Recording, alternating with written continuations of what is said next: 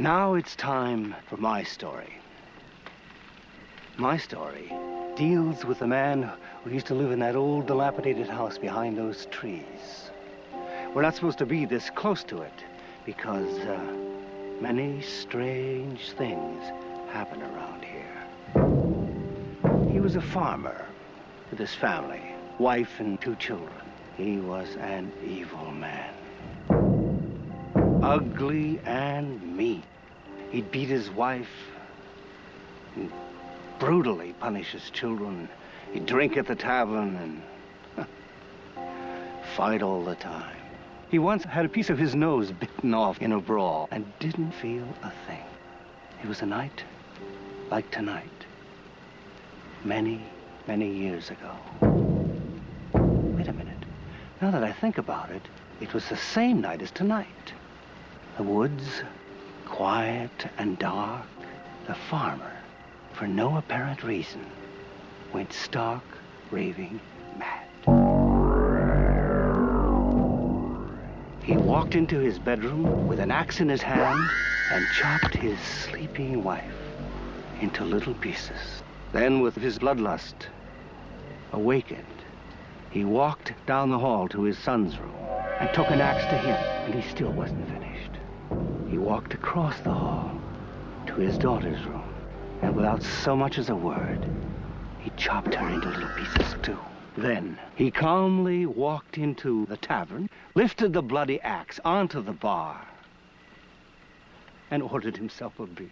Well, it wasn't long before the town found out what happened, and when it did, it was all over for the mad farmer, or so they thought. 10 men jumped him and dragged him screaming to the nearest tree, where they quickly looped a thick rope around his neck and hoisted him high into the air. One of them grabbed the bloody axe and swung it at the farmer's head, leaving a deep, bloody gash in the side of his face. They left him there, hanging for dead. Next morning, when they went to cut him down, he was gone. It was then they noticed the bodies of his wife and children were missing, and their bodies have never been found. Oh, Max, come on. How could their bodies never be found? I mean, where could they be? I don't know, Richie. All I do know is that on certain nights, when the moon is full, he's out there stalking in the woods, searching for people so he can chop their heads off with an axe or hang them from a tree. You're trying to be funny or something. What's this farmer's name anyway? Richie, I have a good reason I haven't told you his name. A very good reason. You see, it is said also that if you say his name above a whisper in the woods, he will hear you, because he can be anywhere, anytime. And if he hears you call his name, he'll come for you. And if he comes for you, he'll get you. One by one, you'll start to fall before night's over. I'll get you all. His name is Madman Marz. What did he say? I couldn't hear him. His name is Marz. Madman Marz. Hey, Marz! Madman Marz! Here we are! Come and get us, Madman!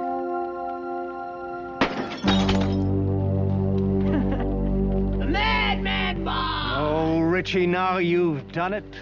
Don't you realize you're fooling with things beyond your control? The Madman Marz doesn't understand anymore. The Madman Marz thinks you're making fun of him. He didn't mean it, Marz! He's young and foolish and doesn't know what he's doing. Stay where you are. We mean you no harm. Let's hope that stopped him in time. If not, no one is safe in the woods tonight. Anyone alone in the woods, you can't hear him. You can't see him. You smell this odor of death. And you turn around, and suddenly this horribly mutilated face stares down at you. It's the last thing you see before zap! Off goes your head. I hope you enjoyed my little story. It's my way of saying goodbye and good luck to your children.